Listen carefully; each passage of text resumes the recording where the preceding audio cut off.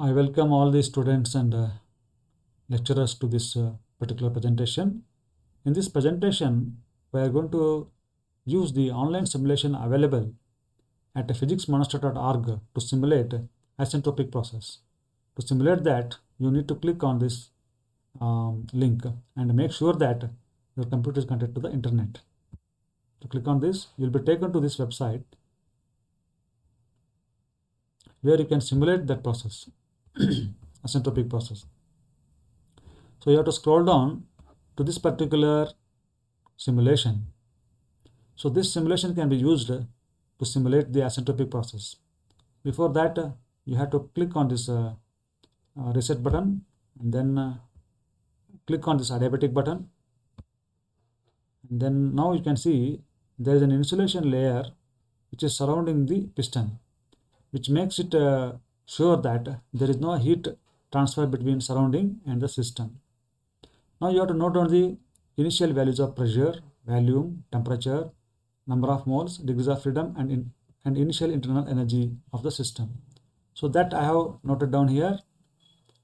Initial volume as 50 meter cube, initial pressure as 133 Pascal, initial temperature as 400 Kelvin, initial internal energy as 10 kilojoules, degrees of freedom F equal to 3, number of moles equal to 2, specific constant pressure of the perfect gas that is used in the simulation is 41.57 joules per mole Kelvin.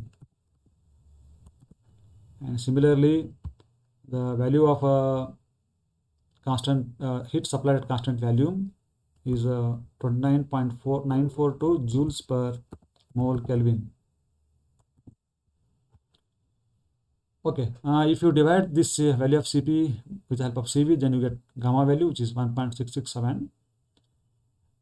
Next thing is you have to go to the simulation once again after taking down the initial values of pressure, volume, temperature, and internal energy. Then you have to hold this piston with your left mouse button and then push this inside towards the bottom of the cylinder to simulate the compression process. So I will now push this piston inside so that it reads 25 meter cube. I mean the volume becomes 25 meter cube. Till that I'll push. You can have any other volume. For the sake of simplicity, I am taking this. Okay, now I have pushed the piston down to so that the volume becomes 25 meter cube. Now you have to note down the new values of pressure, volume, the temperature, and then change in internal energy. Those things also I have noted down here. You can see 25 meter cube, 422.1 Pascal, T2 as 635 Kelvin, and U2 as 15.8 kilojoules.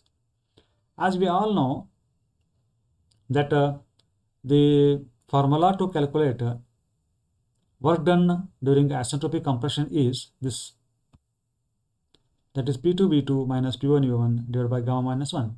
So this formula I have used here. You can see P2, which is P2, Fy is P2 actually. So Fy is P2. And then V2 is B5, yeah. Minus F4 is P1, B4 is V1. So then H8 is this gamma.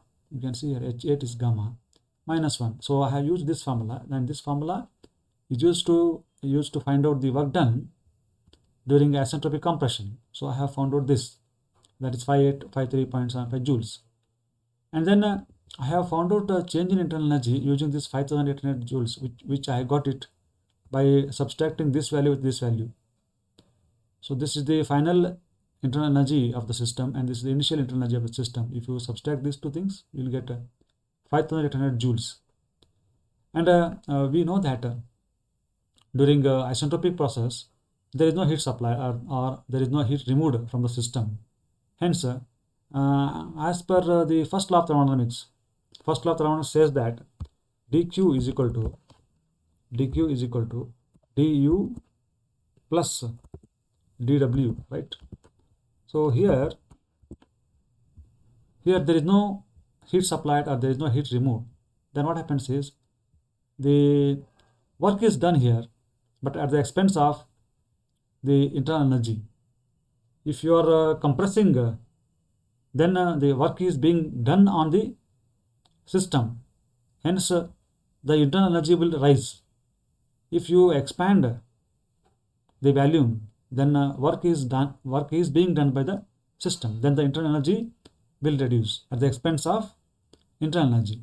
So you can see here the change in internal energy is 5800 joules, which is equal to work done, that is 5853.75 joules. So hence we have proved that during isentropic process, the change in internal energy will be is equal to work done.